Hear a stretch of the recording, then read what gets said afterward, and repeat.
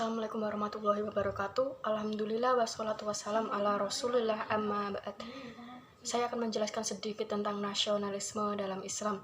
Nasionalisme merupakan sikap politik masyarakat yang mempunyai kesamaan wilayah, budaya, bahasa, cita-cita dan tujuan yang sama, kemudian menjadi paham kebangsaan.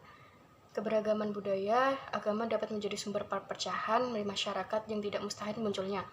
Nah, karena kebangsaan Indonesia merupakan bangsa yang toleran, religius, dan menyadari bahwa keberagaman merupakan realitas sosial dalam sebuah realitas sosial, maka kekhawatiran itu dapat berubah menjadi sebuah oportunisme untuk membangun persatuan dan kebersamaan yang sebenarnya. Sebagai keimanan yang terdapat keesaan Tuhan yang dituangkan dalam keyakinan yang sangat kuat, Islam adalah ideologi universal yang tidak bisa disamakan dengan ideologi agama apapun. Hakikat paham kebangsaan nasional dalam Islam. Dalam perkembangan itu peradaban manusia, interaksi sesama manusia berubah menjadi bentuk yang lebih rumit. Menurut Islam, umat komunitas maka berdasar adalah suatu kolektivitas atau kumpulan manusia yang mereka semua disatukan oleh tali agama, dan di dalamnya berfungsi sebagai fondasi bagi hubungan sosial, hukum, politik, dan etika anggota-anggotanya. Tujuan paham kebangsaan nasional. Melihat tujuan nasionalisme, maka perlu diperhatikan konsep-konsep yang mendasari paham kebangsaan.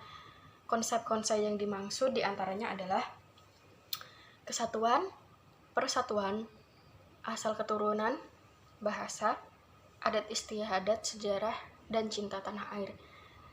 Menurut Al-Quran, tujuan utama diuraikan sejarahnya untuk mengambil pelajaran guna untuk menetapkan langkah-langkah selanjutnya. Unsur cinta tanah air merupakan pembuktian rasa kebangsaan yang sudah menjadi tabiat manusia, mencintai negeri tempat ia dilahirkan. Bahkan kemanapun ia pergi, rasanya ingin kembali ke tanah air senantiasa muncul dalam dirinya.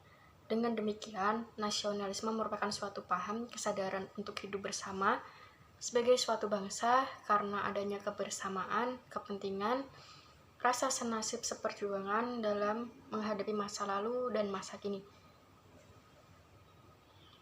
Tujuan dalam merumuskan cita-cita masa depan bangsa, kita sebagai warga negara sudah selayaknya memiliki rasa bangga dan mencintai terhadap bangsa dan negaranya sendiri.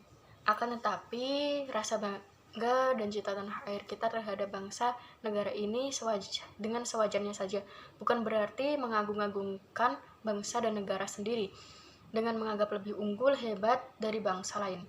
Islam dalam nasionalisme adalah dua sisi mata uang yang saling memberikan makna. Keduanya biasa diposisikan secara kotomi atau terpisahkan. Nasionalisme selalu meletakkan keberagaman dan pluralitas sebagai konteks utama yang dirinya dapat melahirkan ikatan dasar menyatukan sebuah negara atau bangsa. Sebagai umat Islam, hendaknya percaya bahwa nasionalisme tidak bertentangan dengan Islam, bahkan merupakan bagian dari Islam itu sendiri. Diceritakan, Nabi Ibrahim pernah berdoa kepada Allah agar negeri Mekah dijadikan negeri yang aman, negeri yang diberi rezeki. Hal ini menunjukkan bahwa rasa kecintaan terhadap suatu negara atau bangsanya. Zaman Nabi Ibrahim tercermin dari doa yang dipanjatkan oleh Nabi Ibrahim, ya Tuhanku, jadikanlah negeri ini negeri yang aman, sentosa, dan diberikan rezeki dari buah-buahan kepada penduduk yang beriman, diantaranya mereka kepada Allah di hari kemudian. Rasulullah juga pernah mempunyai sikap cinta tanah air.